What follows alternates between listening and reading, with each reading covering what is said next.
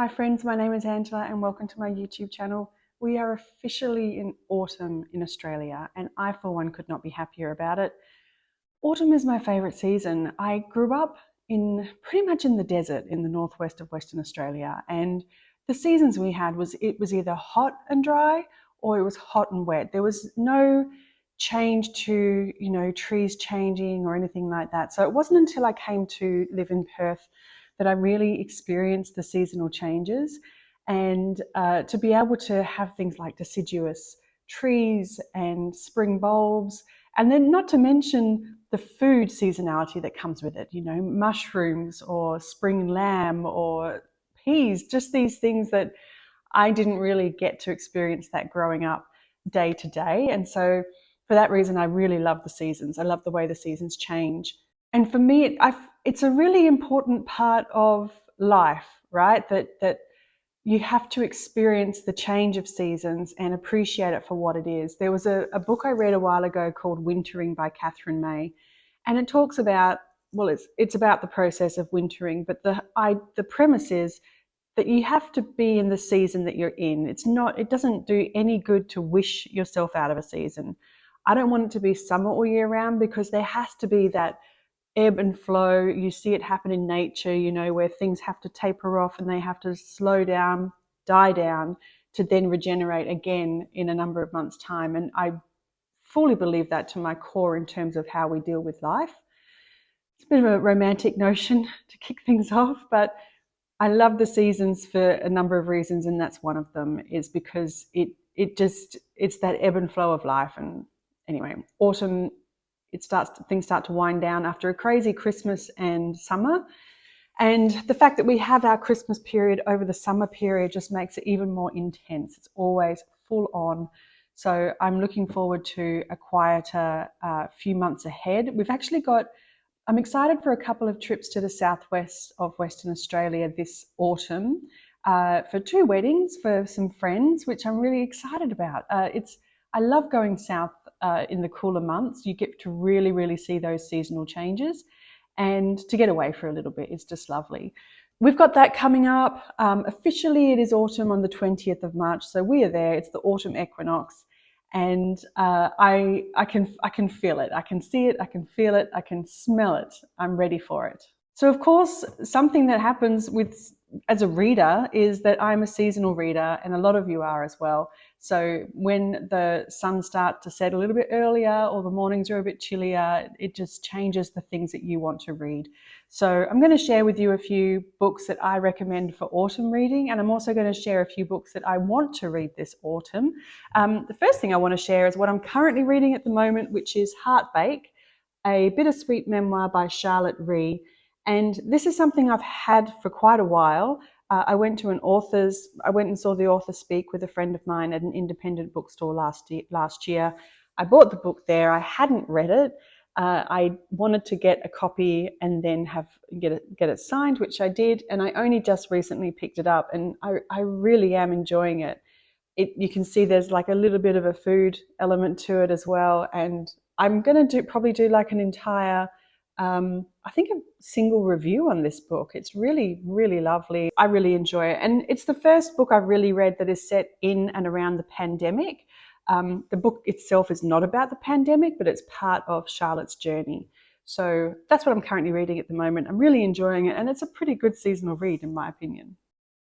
So a couple of books that I have that I would recommend for autumn reading. The first one I've got is The Great Gatsby by F. Scott Fitzgerald. And I honestly think the reason why I would pick this one as an autumn read, an early autumn read, as the summer days are waning, is because of that iconic line in there about life starts all over when it gets crisp in the fall, something like that. And I mean, the peak of The Great Gatsby is during summer, of course, with the decadence and the parties. But then it tapers off into the cooler months, autumn, as people start to go back to their actual lives. I think I've started an unofficial collection of Great Gatsbys. When I see a really beautiful edition, I want to buy it. This one is not a beautiful edition. This is old. It's in terrible condition, but I really love the vintage cover. and it's just a tiny little paperback. It's in awful condition. It's such a small little book, only a couple of hundred pages, but I really do enjoy F. Scott Fitzgerald, his writing. I think I was very daunted for such a long time, probably because his legacy is just so great. But his writing is very easy to read. It's not complicated. It's not verbose. It's very, very easy to read. So if you haven't yet read it, I would recommend that you try, give it a go.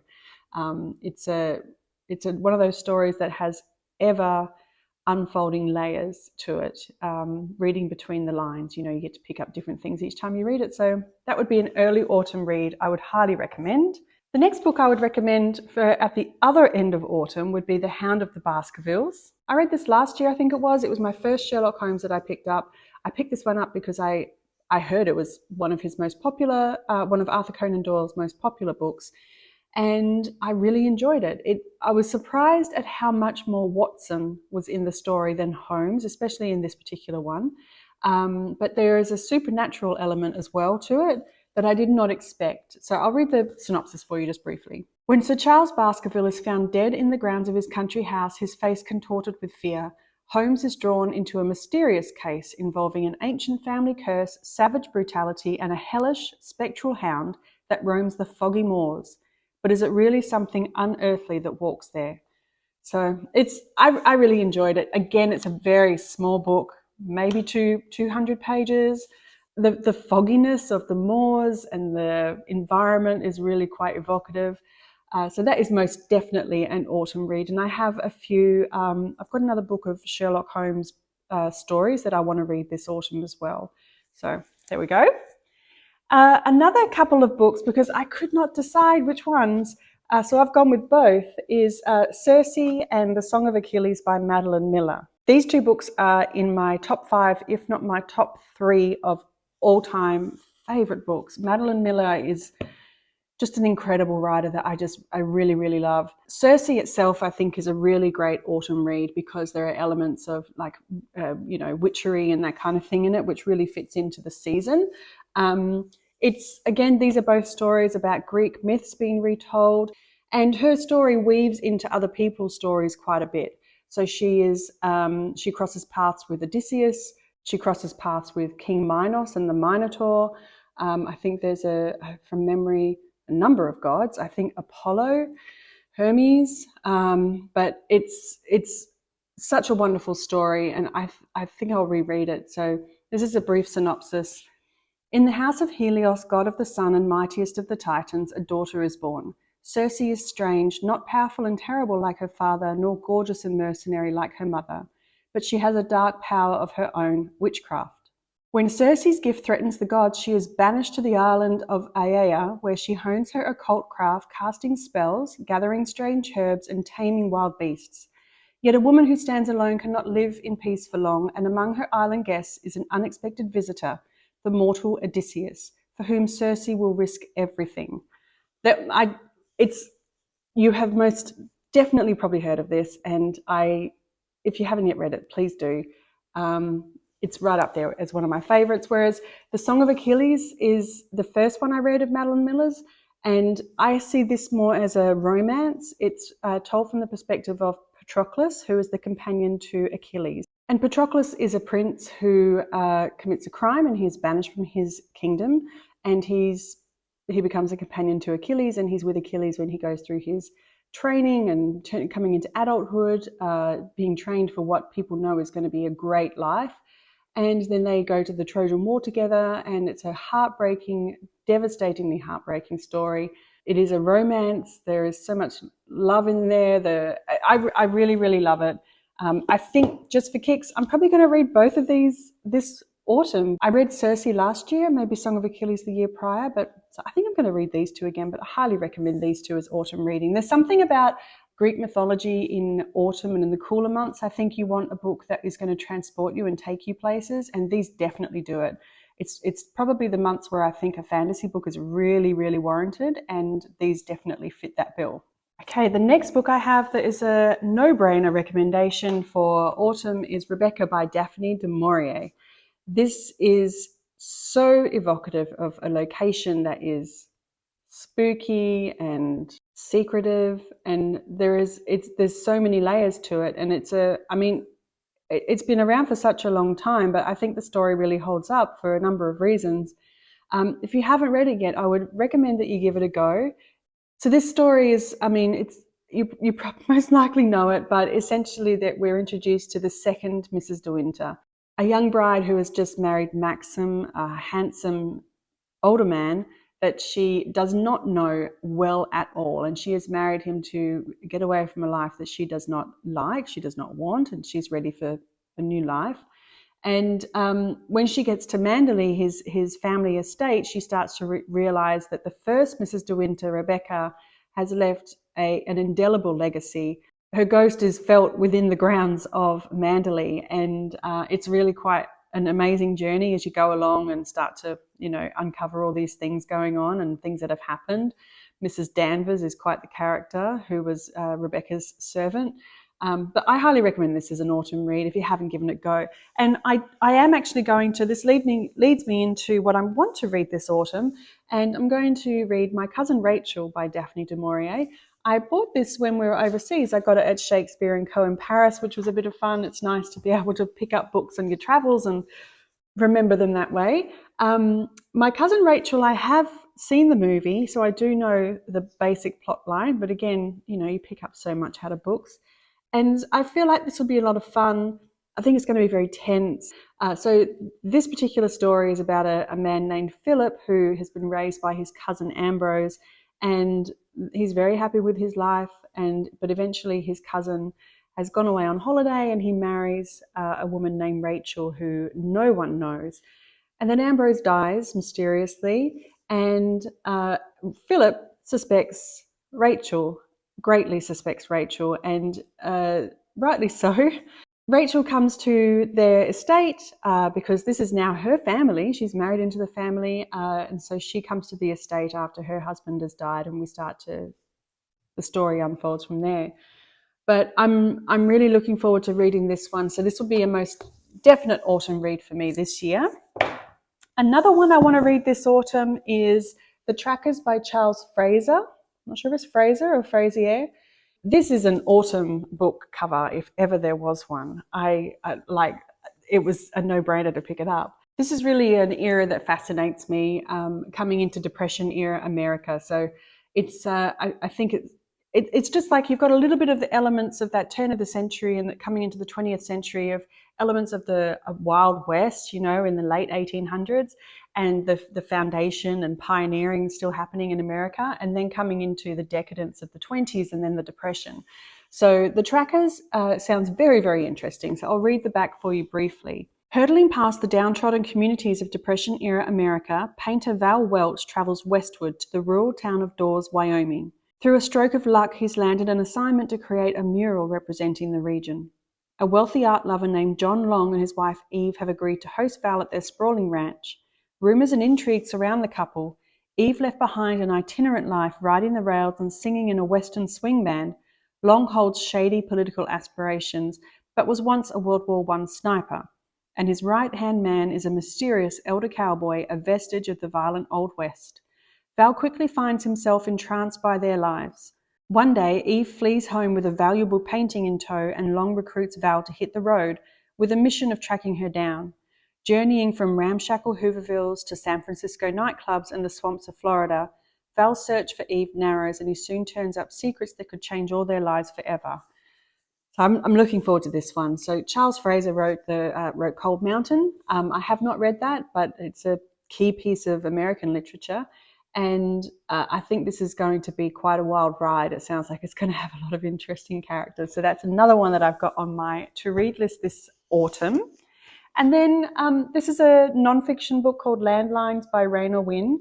This is set in Scotland. She's a Scottish author, and this is following her journey with her husband as they walk along the coast. In Landlines, Raina records in luminous prose the strangers and friends, wilderness and wildlife they encounter on the way. It's a journey that begins in fear but can only end in hope. So my understanding is that they start this walk along the Cape Wraith Trail, which is 200 miles of terrain through Scotland's remote mountains. They're doing it. Her husband is unwell, and so this is a bit of a pilgrimage for them. But it sounds like a really interesting memoir. It's going to have a lot of nature writing in it. Raina Wynn has a number of books which I think have similar tropes with this, with the environment being such a key character in her nonfiction. So that's another one that I'm looking forward to this autumn. And a couple of major, if I get these read, this will be a major accomplishment. And the first one is Frankenstein by Mary Shelley. I am always astounded that Mary Shelley was a teenager when she wrote Frankenstein. I have never read it. I, of course, know the basic premise of the story, but I'm looking forward to reading it and forming my own opinion on the story. This book, it's a really lovely edition. I don't have many Penguin cloth bounds, but this one I thought was just beautiful. I know a lot of people have problems with the integrity of the cover peeling after a certain amount of time. Yeah, I'm looking forward to finally reading this one. So this is a big one for me, although the book itself, I don't think it's a really long story, because most of this book is introduction and then like study text at the end, like appendices. So I don't think the story itself is super, super long. And then this one, which could be considered a bit of a March of the Mammoths, is Jane Eyre by Charlotte Bronte. I have not read Jane Eyre yet. I have listened to the book maybe a quarter, 1/3 of the way through, and I did enjoy the narration, the writing on the audiobook. So this one I think will be really interesting to get into, and I really want you to hold me to it. Hold me to the fact that I'm going to read Jane Eyre, I'm going to read Frankenstein, and those will be 2 bucket list books for me to get off my want to be read list for sure. I'm really interested to see if Jane Eyre has a little bit of a similarity to Rebecca, in the sense that there's a lot of, there are secrets, there are these men who are, they think they know the men, but they don't. There's these great houses. So I wonder I'm really interested to see how much similarity there is between the two. I don't know if Jane Eyre is going to be quite as naive as Mrs. De Winter, but I think that'll be a really good one to read. And it's a big book. I want to say it's 500 pages. So it's a big book, although this is a nice slim copy. So that's it. That is a selection of some of my favourite books for autumn. There's definitely a few in here that I'm going to reread this autumn, and some that I've got that I think are going to be, I really think there's going to be a few 5-star reads in here, especially when it comes to the trackers, and probably My Cousin Rachel, and well, now I'm like all of them are going to be like, these are the ones that I want to read.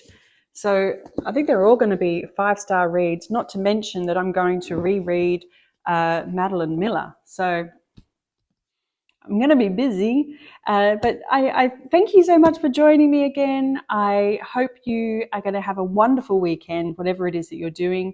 For those of you that are not in Australia and on the cusp of spring, I hope you are doing something to celebrate the season you are in. So thank you for joining me, and I will see you soon. Bye.